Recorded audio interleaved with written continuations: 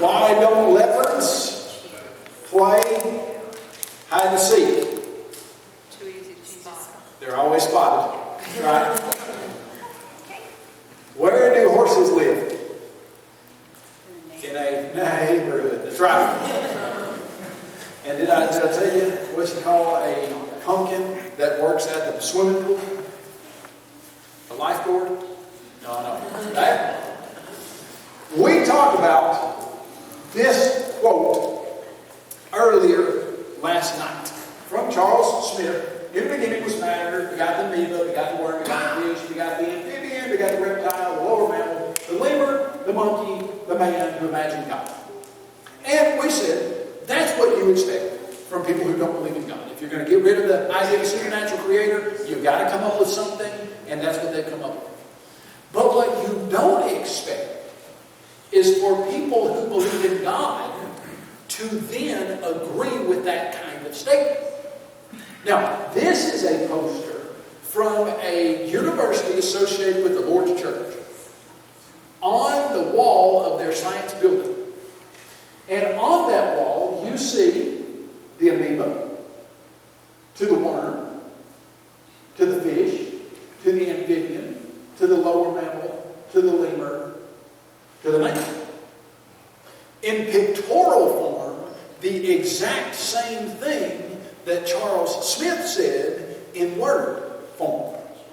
Now, like I said, that's what you expect from an atheist. It's not what you expect from a Christian. Well, as you continue to look at these kind of things, Lucy.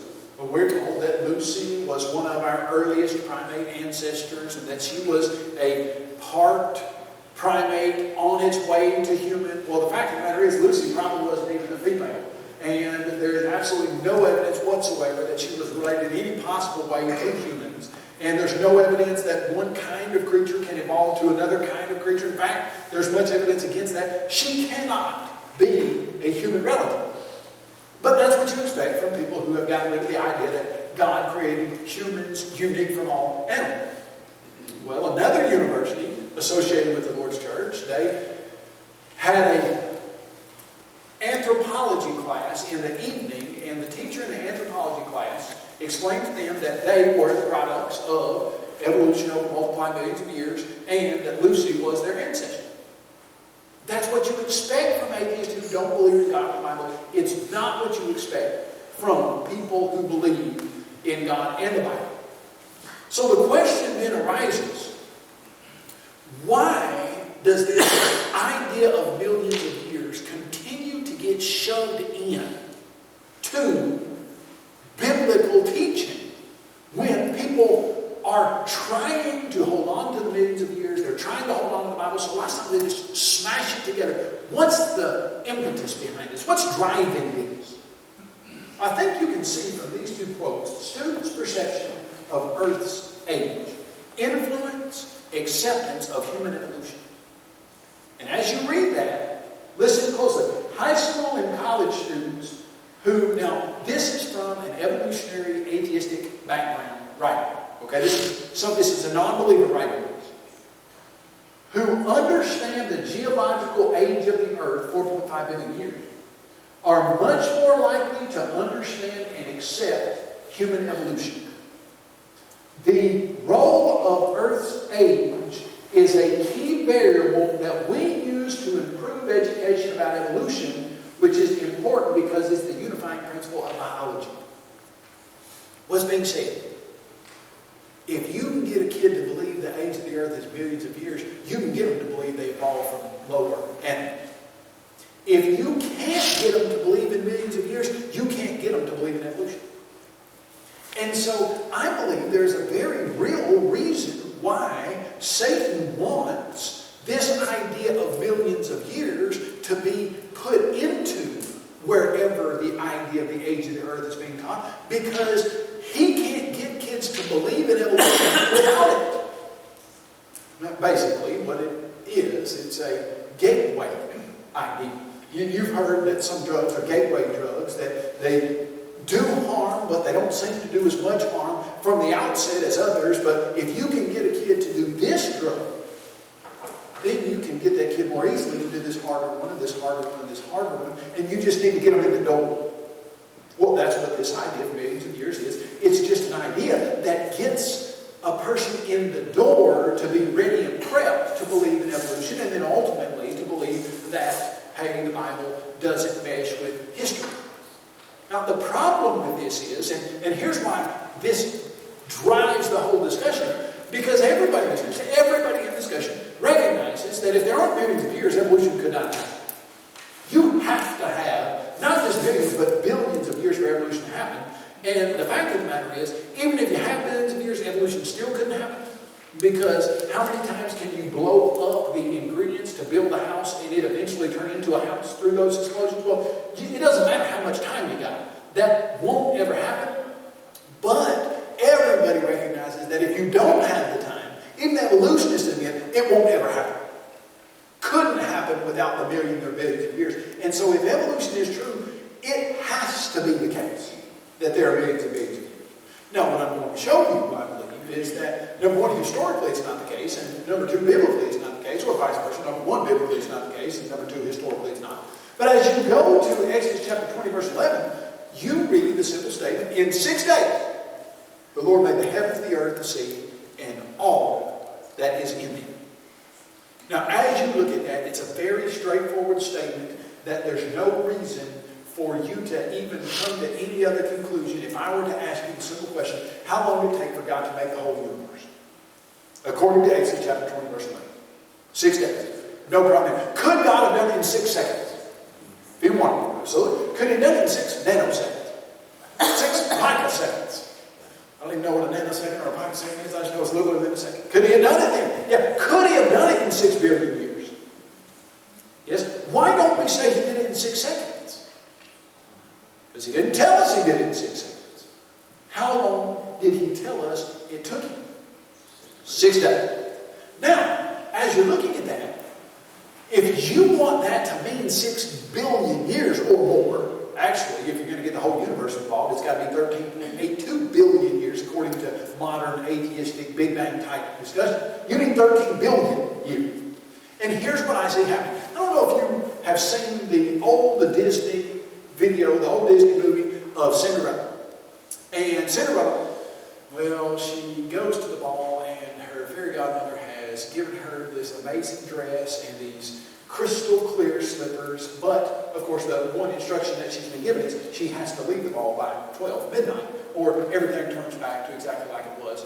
She gets caught up in the moment. She doesn't watch the clock and she realizes, oh, she's late. So she runs out and she leaves that crystal clear glass slipper. Now, do you remember in the Disney film when the prince is taking that glass slipper around to have the women of the kingdom try to fit their foot into it? And he goes to Cinderella's house where the stepsisters are, and one of them is short and a little bit wider, and one of them is very, very tall, and she has a huge foot. And the prince goes into the house and says, do you have any young women here? And the two stepsisters, oh yeah, and they run down and they both think they're going to fit their foot in this glass slipper. You remember that one of those shorter one who had a wider foot? She tries to shove her foot in. And she shoves up one side of her foot and toe, but the other side just kind of pops up out. So she then puts the other side pops up out. It's just too wide and big. The foot just won't fit in the slipper. And so the taller stepsister nudges her out and says, get out of my way, I'm up. And so the taller one with the long, skinny foot tries to shove her foot in the slipper, and she sticks her toe in, and the heel is up. Then she sticks the heel into it, and the middle of her foot pops up, and it just doesn't fit. Well, here's what you've got. A very clear statement as to how long God said he took to make the universe. 6 days. But because this idea of millions of years is projected and produced by people who believe in evolution, there are some people who say, well, I want the secular world to think I'm smart and intelligent, and I want to fit in over there. But I want Christians to think I fit in with the Bible and with God. And so I'm going to say, yes, I believe in evolution and millions of years. But I'm also going to say, yes, I believe in the Bible. And I'm just going to take these millions of years and I'm just shove them into the biblical text. But it's just like those feet into that crystal slipper. Those billions of years just don't fit. into the biblical text. It doesn't work. And you don't need them from a historical perspective, and you certainly don't need them from a biblical perspective.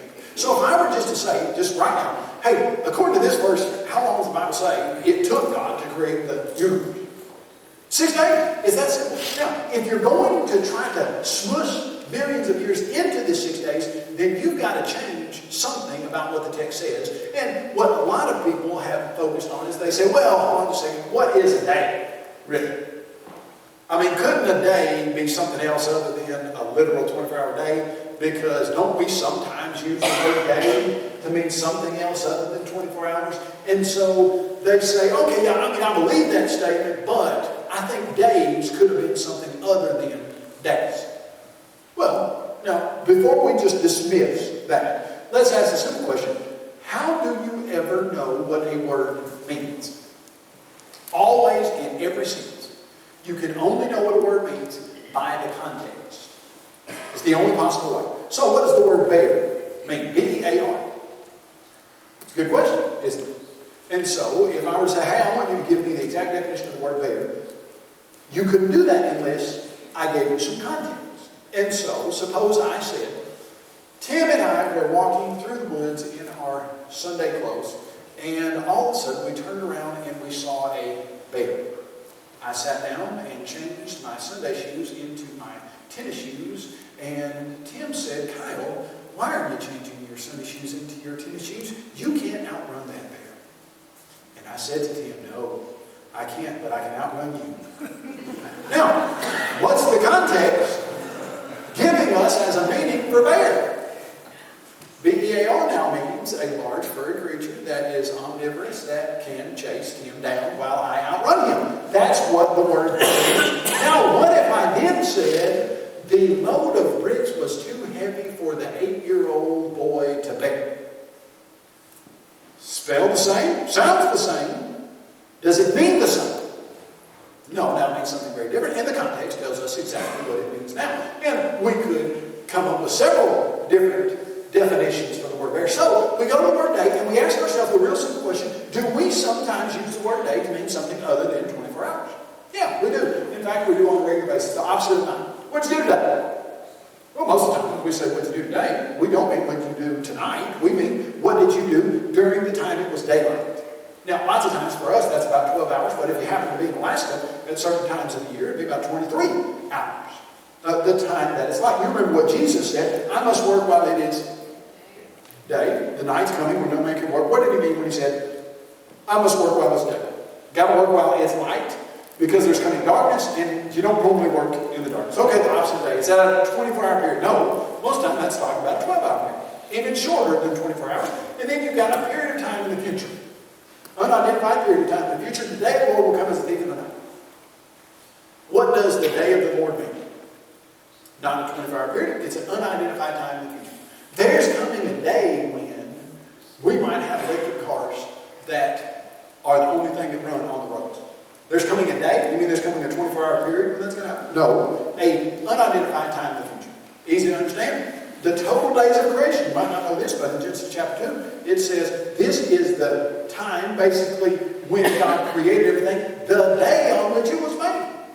God used the word day to mean all 7 days of creation in that instance. And then you have a literal day. So the question is, what does the context tell us? Can we get a legitimate understanding of what the word day means in Genesis by the context? Well, the fact of the matter is, no question whatsoever. We know exactly what the context is saying. Exactly. And here's why. Listen to this statement, and I'm going to show you the truth of it.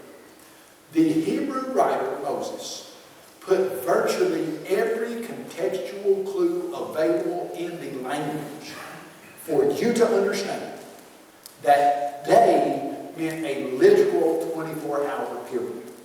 Now, I'm going to show you that's the case. The words evening and morning are used together in the Old Testament with the word day over 100 times in non-prophetic literature. Every time they're used, either in evening or morning or evening and morning. Every time in non-prophetic literature, Genesis, Exodus, Leviticus, Numbers, Deuteronomy, everybody recognizes them as non-prophetic.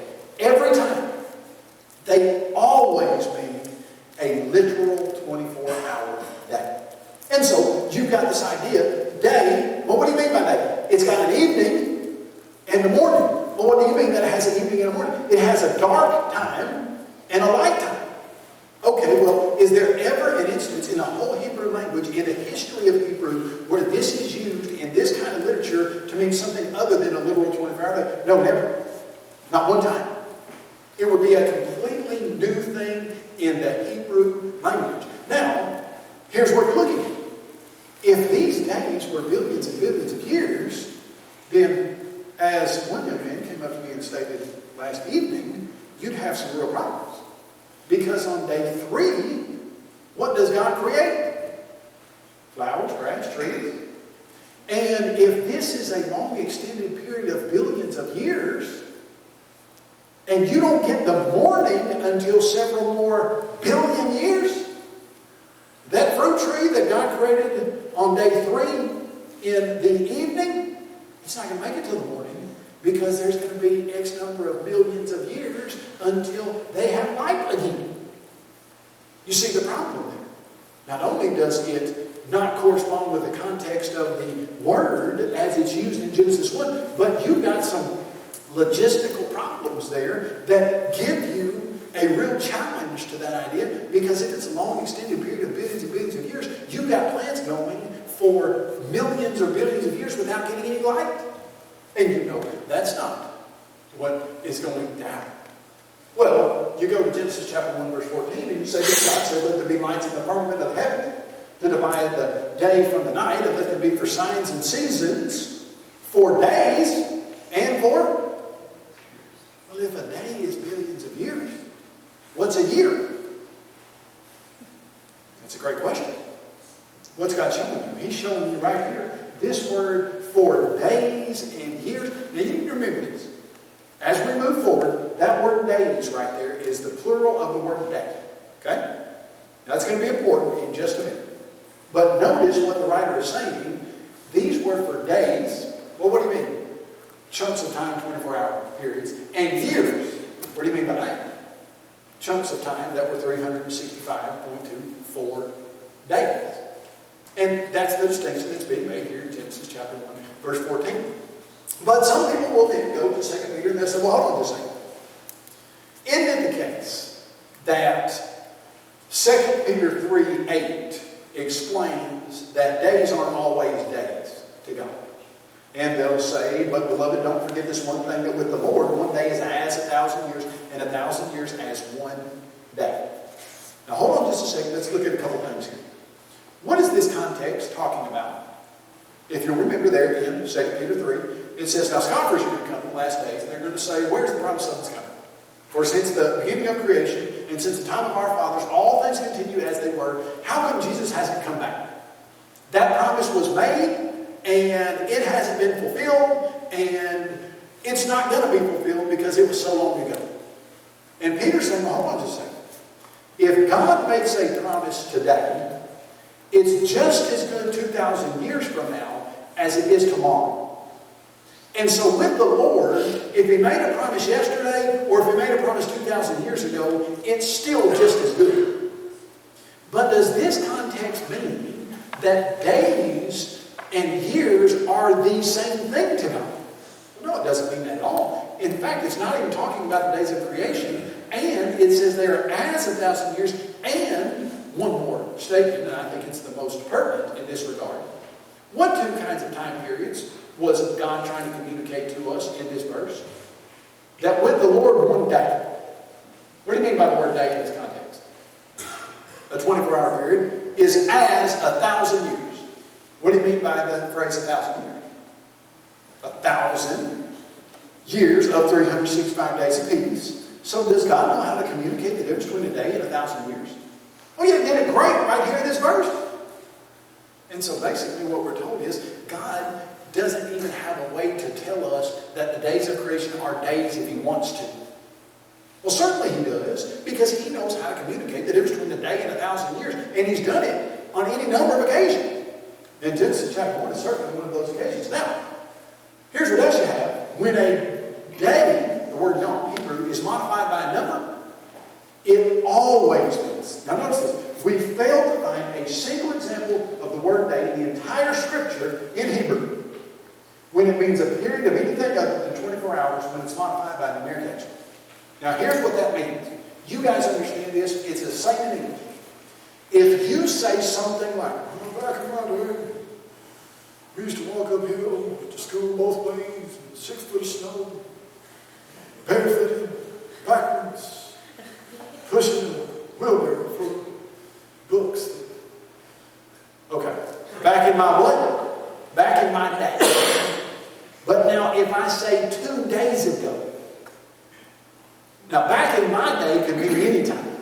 2 days ago means what? I mean, it means specifically 2 days. 3 days ago. Well, back 40 days ago, you would never say back 3, 4, 5, 40, 60 days ago and not mean a literal number of days. And in Hebrew, it was the same. You might say back in my day, and it means something that is an indefinite period of time. You never said back 3 days ago. If you said back 3 days ago, what did that mean? Back 3 literal 24-hour days ago. So in Genesis 1 are the days modified by numeric adjective. An evening and morning, day 1. Evening and morning, day 2. Evening and morning, day 3. You don't put day 3 unless you mean the third literal 24-hour day. Now here's what you've got. Every contextual clue available. Evening and morning. Okay, you never see that unless it means a 24-hour day. Modified by numeric adjective. Okay, you never see that unless it's modified by numeric adjective. And as you continue, the plural of the word day. Now, you might say back in my day, but in Hebrew, if you said days ago, you meant literal 24-hour days ago. And notice the context. The word day appears in its plural form, yamim, 700 times in the Old Testament. It always means a literal 24-hour period when found in non-prophetic literature like Genesis and Exodus. Genesis chapter 1, verse 14. These shall be for signs and seasons for, now remember I said put a pin in that mentally, for days and years. What's the word day there in its plural form? In Exodus chapter 20, verse 11. For in 6 days, put it in numeric adjective, 6, and then put it in its plural form, days. So that really, the Hebrews who read Genesis 1, Exodus, Leviticus, there's only one conclusion they would ever, in their whole world, have ever come to. One. 6 literal 24-hour days God created the heavens and the earth. Now here's what else is very remarkable about this statement. We said God could create the world in 6 billion years if He wanted. 6 seconds if He wanted. Why did He pick 6 days? You'll remember the context, I think, of Exodus chapter 20. Exodus chapter 20, the context is the 10 Commandments. And He says, remember the Sabbath day and keep it holy. For in 6 days, the Lord made the heaven, the earth, the sea, and all that is in them. And He said, therefore, you work 6 days. And you stop working for 1 day. Now, the Israelites, how long did they understand God to be telling them to work? 6 literal 24 days. How long do they understand God to be telling them to stop working? 1 literal 24-hour day. So we ask the simple question, why did God create the world in 6 days? And the answer is simply this. He wanted to give all humankind a pattern for their work week from the very beginning of time. Now ask yourself this question. Why do we calculate a day the way that we calculate it? Pretty easy to understand. You have the earth sitting on its axis at about, 23.5 degrees. It's slightly tilted. Here's the sun. The earth spins this way. How long does it take it to spin on its axis one complete time? 24 hours. That's a day. Okay, why do we count a year at 365.24 days? Sun starts here. The sun is here. The earth is here. It's going around the sun. When it goes all the way around the sun and comes back to this very point, that's exactly 365.24 days. We have a leap year every 4 years, so we add an extra day. Why 7 days in a week? You know, there's no moon cycle that gives you 7 days in a week. There's no earth spinning cycle. There's no natural phenomena that give you anything that will help you get a 7-day week. And yet, from the very beginning of time, virtually every human culture in the history of the world has always had a 7-day week. Now, if God could have created it in 6 seconds, why didn't He? If He could have done it in 6 billion years, why didn't He do that? Well, He created the world in 6 literal days, and He told us that's exactly how He did it, and then He told us why He did it, to give a pattern of a 7-day week. Now, I don't understand why that idea there is hard to accept and hard to understand, because it seems very straightforward to me. But this is what I'll tell you that I see. The scientific community then tells us, well, hold on, no, that's not true, because we've got all of this physical scientific evidence that proves with these dating methods like radiocarbon dating and radiometric dating and these various different kinds of dating methods, they prove these old ages. No, they don't. And here's what I find so interesting. Do you know that the average age of the earth, according to the secular scientific community, has doubled every 40 years, and every single time they have said how old it was, they said, we have evidence that proves this is the case. Okay, now let that sink in just a minute. So 120 years ago, they said it was 200 to 400 million years old, and we've got evidence that proves it. And then 40 years later, it doubled to 800 million years, and they said, we've got dating methods that prove that. And then 40 years later, it doubled to 1.6 billion years on average, and they said, and we've got dating methods that prove that. And then another 40 years, it doubled to whatever it was, and they said, and we've got to prove this for sure. If things go like they have been going in the past, in the next 40 years, right now they're saying it's up until, here's what they'll do. I think it's almost humorous if it weren't so nerve-wracking.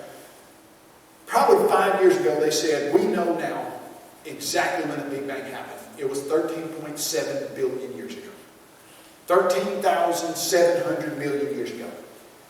And then, in one scholarly journal, in one paragraph, in one sentence, they then said, no, we were off by 120 million years. It's now 13.82 billion years.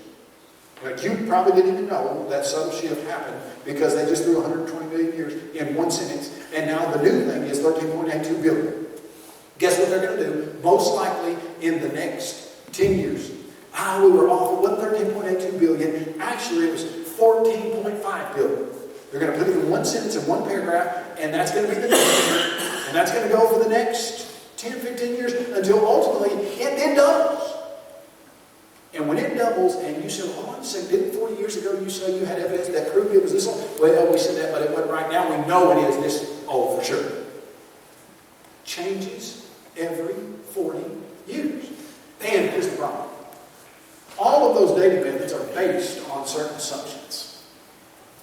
Those assumptions absolutely, positively do not correspond with what the Bible teaches about the age of the earth. Now, we talked about this last night. I'm just going to run through it very quickly. But the age of the earth is absolutely, positively easy to understand. It's 5 days older than humankind. And the Bible explains to us that from the beginning, God made humans. Now work with me on this idea right here. Supposedly, according to the evolutionary time scale, this is the Big Bang right here. This is the start of the universe. My outstretched arms represent 13.82 billion years. Do you know where, according to the evolutionary time frame, humans arrive on the scene in this evolutionary 13 plus billion year time frame? You know where they arrive on the scene? This is the beginning. It's the Big Bang. That never happened, but they say. This is right now.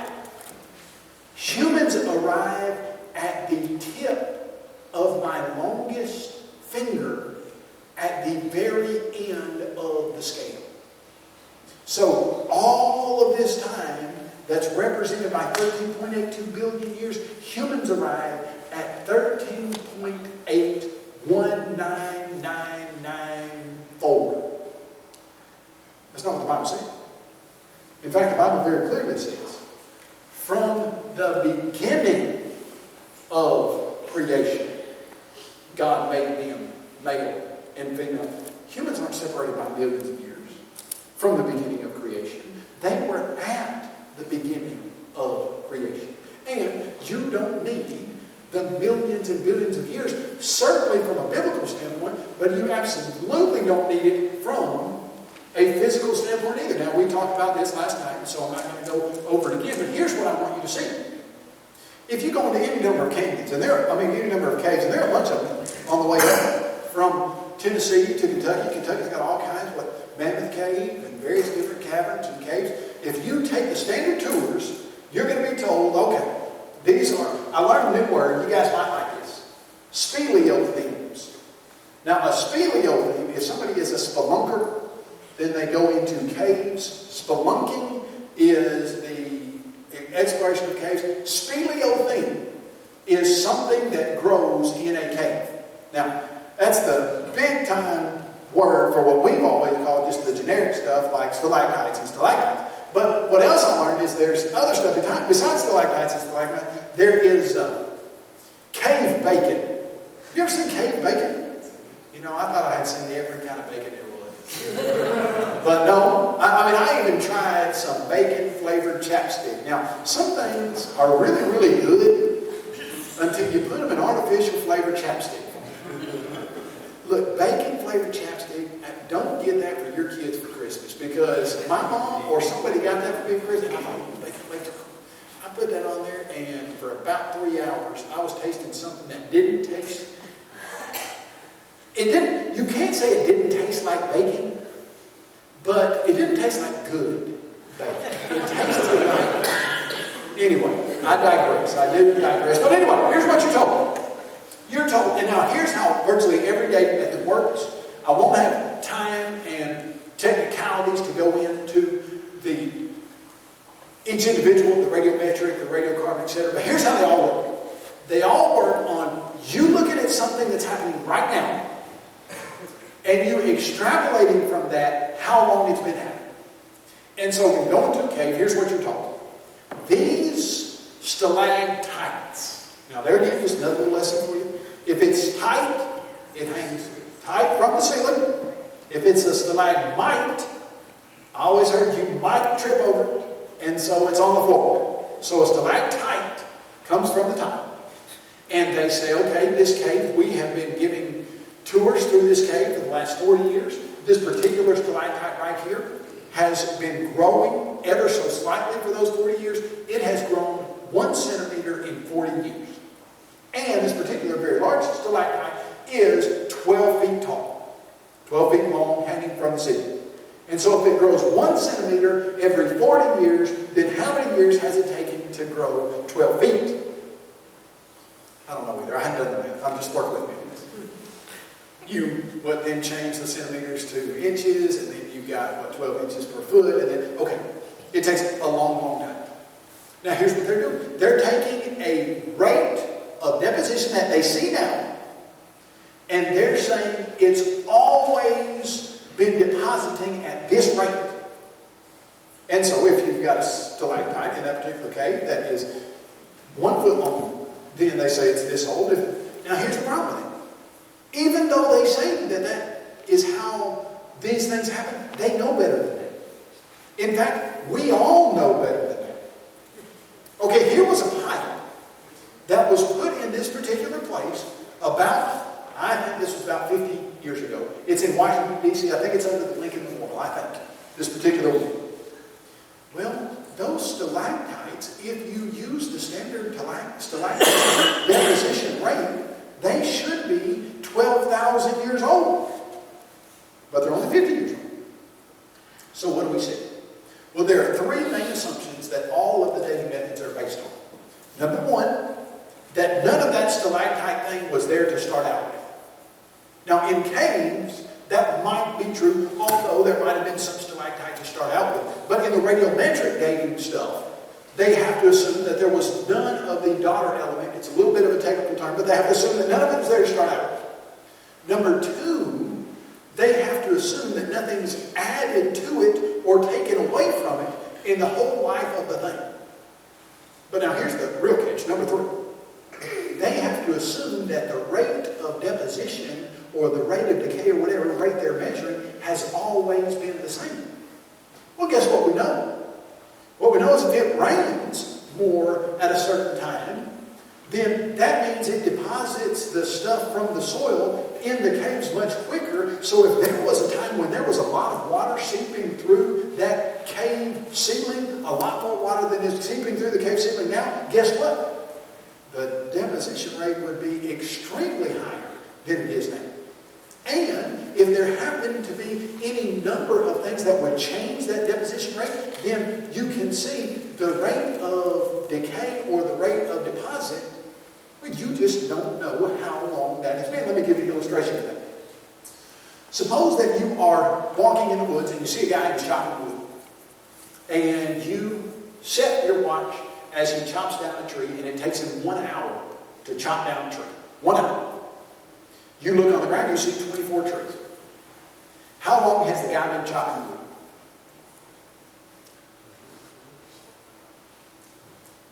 It's a trick question. I know.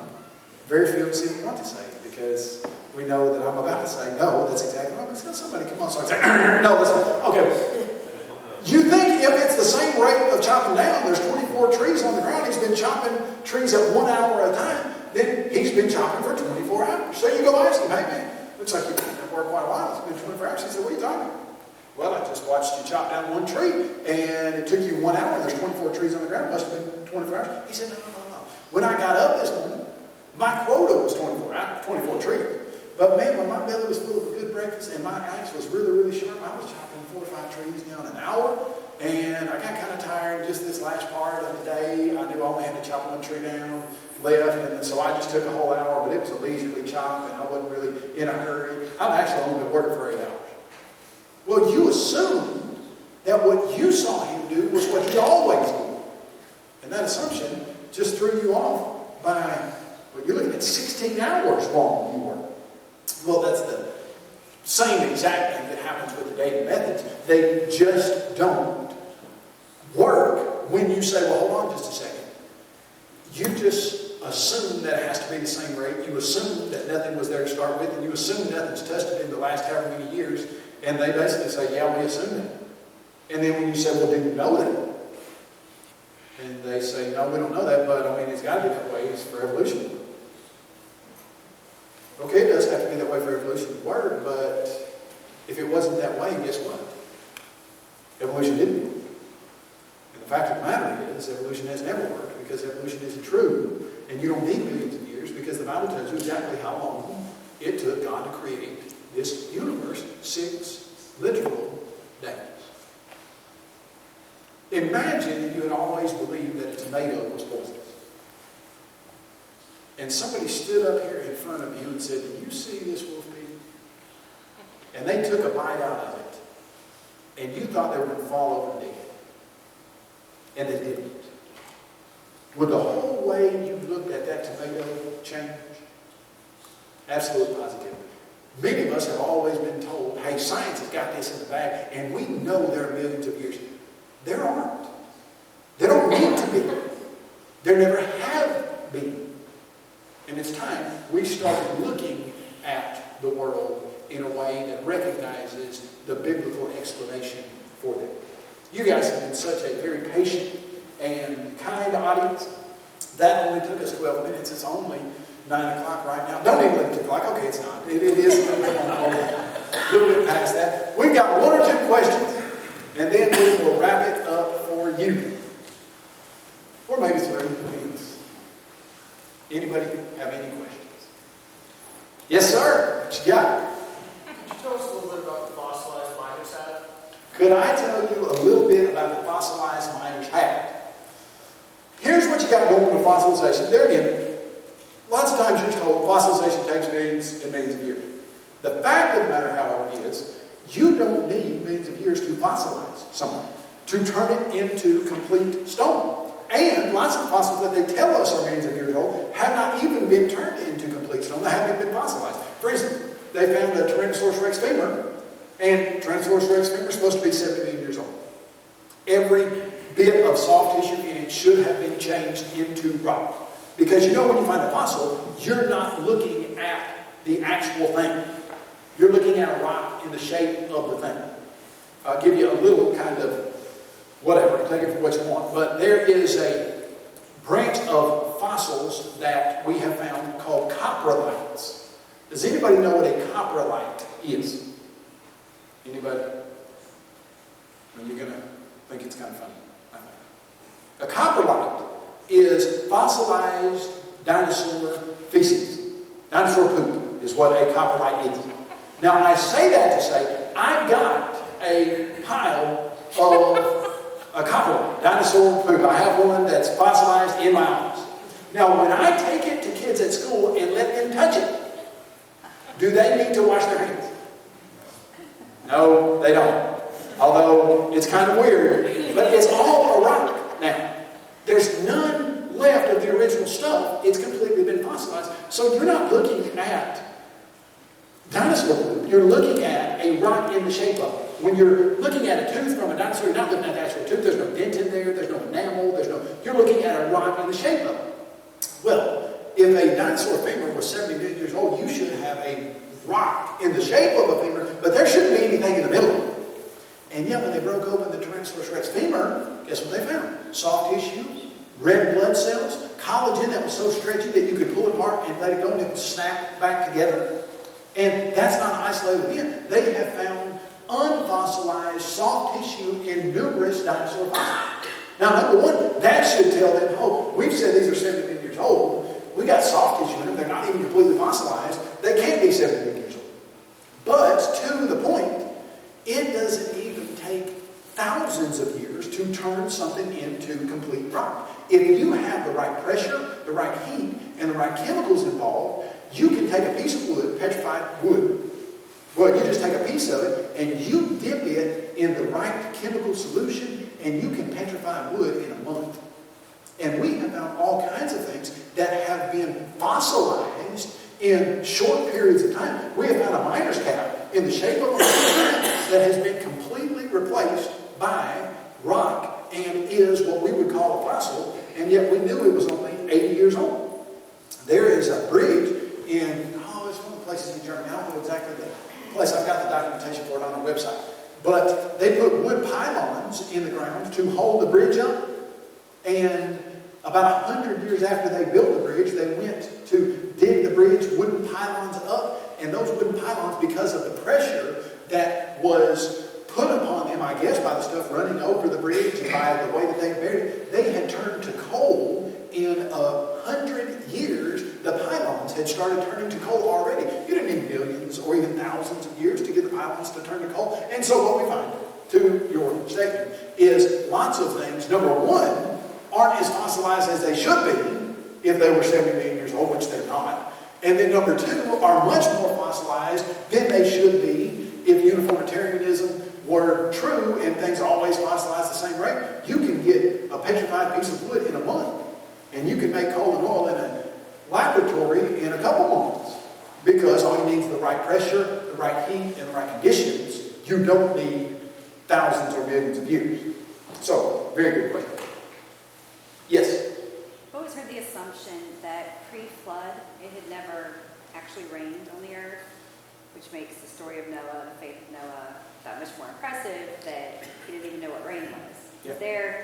Is that an assumption that shouldn't be made, or is there actually evidence of that? I mean, it doesn't really talk about it one way or another in the Bible. Well, there's a verse that says a mist went up from the ground and watered the plants. And because of that, sometimes I think many people have assumed that means no rain did it. That means the mist did it. Now, from that verse, you could not insist that there was no rain. Because right now we've got a mist that comes up from the ground that waters stuff. We call it dew. And that doesn't mean it never rains. But I do think, I think probably there wasn't any rain before. And I think that verse hints at that, but there's no way you can say, I know that's the case, and I can prove it. And so, yes, in some ways it is an assumption. I think it probably was the case, but if push came to shove and someone said, well, you don't know that, I would say, no, I don't know that. But I think that's probably the case. Because I think that's why God put that verse in there to say there wasn't any rain, and this is how. And so if there wasn't any rain, and we thought, well, how'd stuff get watered? Well, water came up from the ground and watered it. But, like I said, nobody could insist that that's the case. So, really good question.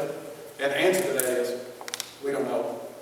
But, in my opinion, there wasn't any rain. And you think about that in Noah's case, and you think, yeah, when he told everybody it was going to rain, nobody had ever seen anything like that. Now, when you put it in the context of 2 Peter 3, when we tell everybody the whole world's going to burn up, when Jesus comes back, and they've never seen anything like that, well, that's the whole point of 2 Peter chapter 3. Scoffers come in the last day and say, where's the promise of it's coming?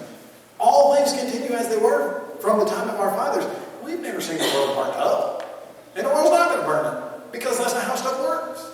But yeah, the world is going to burn up, and that is how things are going to work. Even though you've never seen it, that's what's going to happen. And I think it does kind of play into that, hey, Noah hadn't, people during Noah's day hadn't seen it, but it was happening. Yes, sir.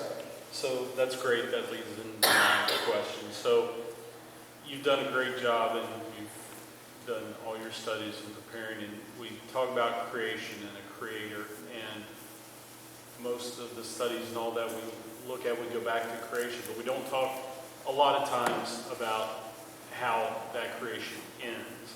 And it recently brought to my attention, Tim was talking about something about that someone was teaching about how that the world not being burnt up and totally consumed, but it being renewed, right, or something like that. Yes, What and do we know? right, The truth of the scriptures is what's right. that's right. And now I think this is when you go to the Creation Museum, which I've been to 3 times now, the greater religious world under the umbrella of Christendom. Now, I'll tell you what I mean by that. Anybody that calls themselves a Christian.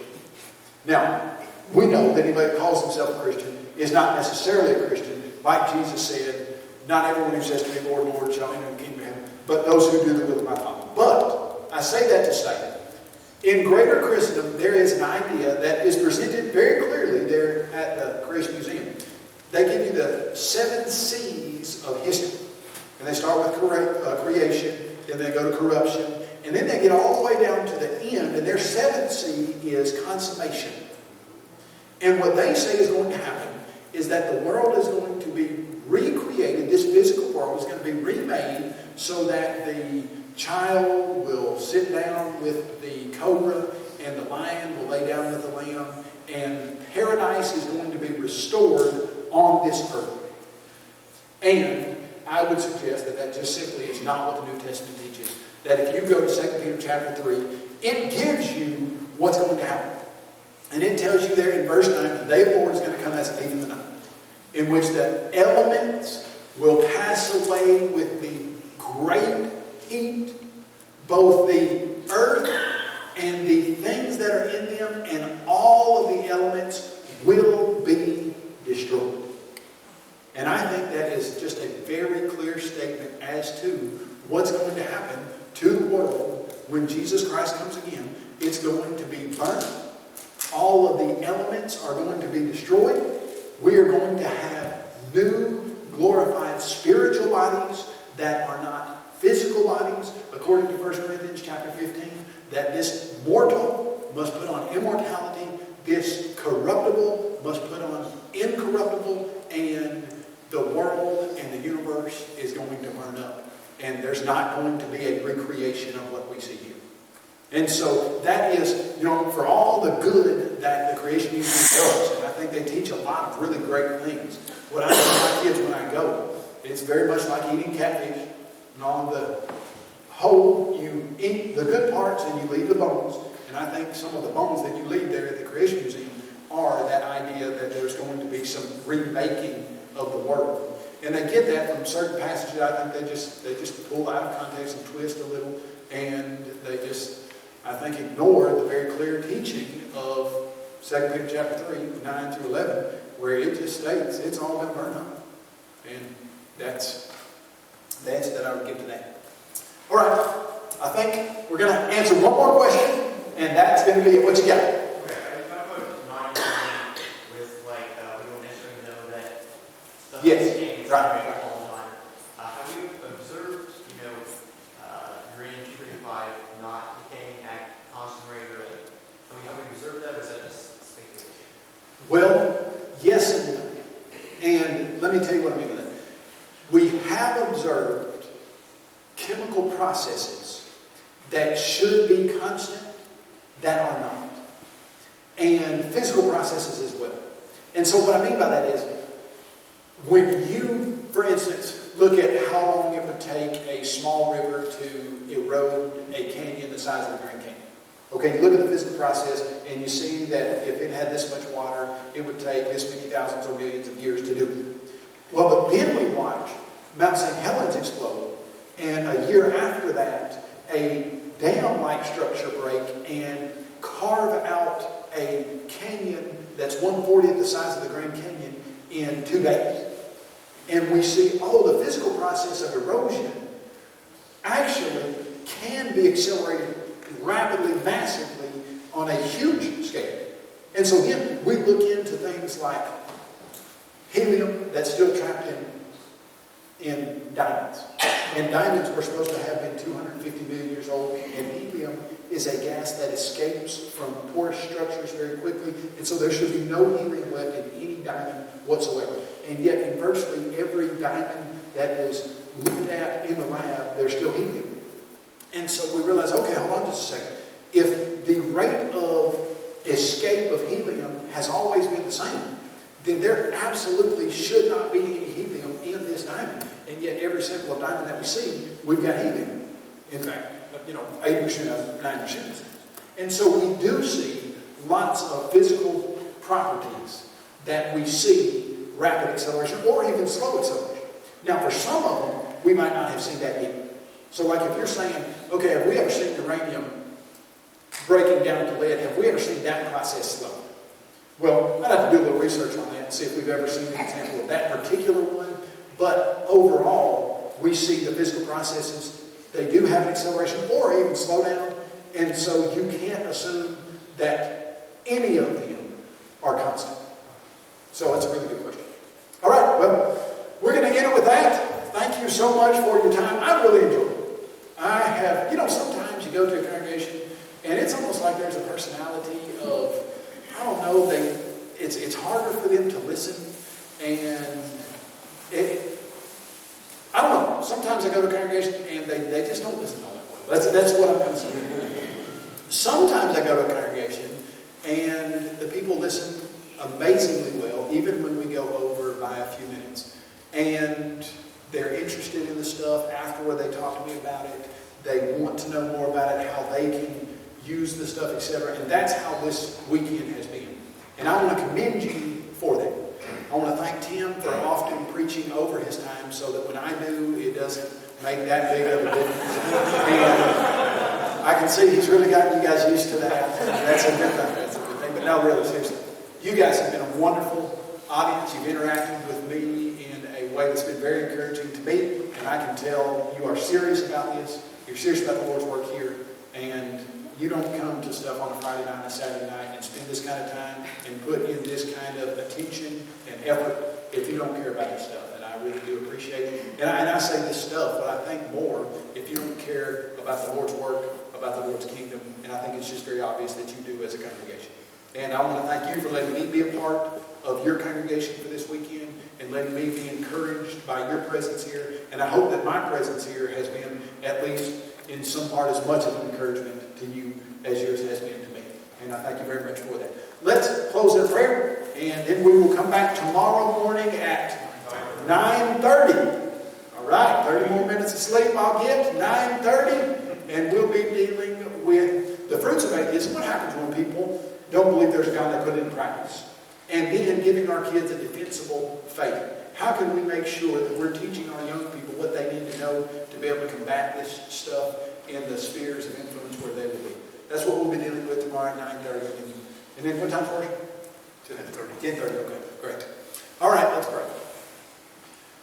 God, you've given us such a beautiful sunny day, and you have given us the health and the freedom to come together tonight and to talk about your glorious creation, to talk about your wonderful creatures, the dinosaurs, and to be together as Christians and to encourage one another and to meet together as the church and to study what you have to say about the world. It's just amazing to me that we get to be called your children.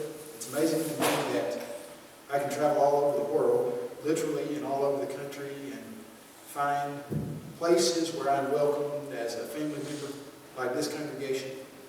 Thank you for your design of the Lord's church.